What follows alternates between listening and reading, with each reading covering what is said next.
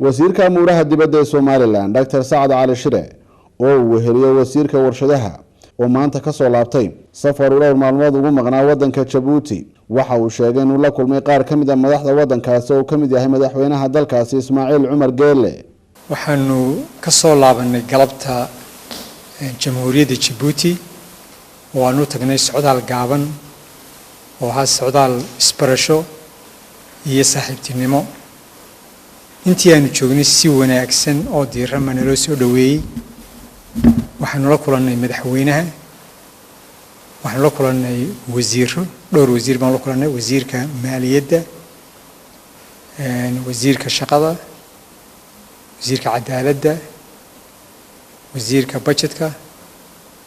iyo wasiirka kale wasiirka arrimaha dibadda dabcan waxaanu kula kulannay jawi wanaagsan oo saaxiibtinimo si heer sare oo qadarin mudan waa naloo soo dhaweeyay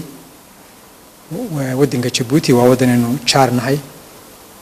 saaxiibnahay wax badan wada qaybsano dad wada qaybsano taariikh wada qaybsano marka runtii waxaan jecelahay kuna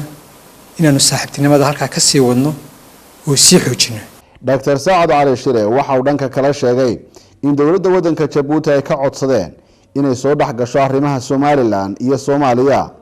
waa ka codsanay madaxweynaha Djibouti inuu ka odayeeyo wada hadalka noo socda innaka iyo Soomaaliya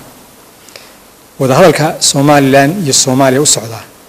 ummadana Somaliland oo kaliya iyo Soomaaliya oo kaliya waxay dan u yihiin gobolka oo dhan Djibouti Ethiopia Kenya marka gidi dambe noogu wada jirta wada hadaladaas guul laga gaaro wada hadalka labada wadan waxa u qaabilsan oo loo xil saaray labada dawladood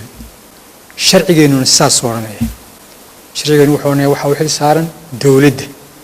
cid kale oo u xil saaran wada hadaladaas ma jirto dawladdu iyada la tashanaysa dadkeeda haddii culamo tahay iyo haddii salaadiin tahay iyo haddii cid kale tahayba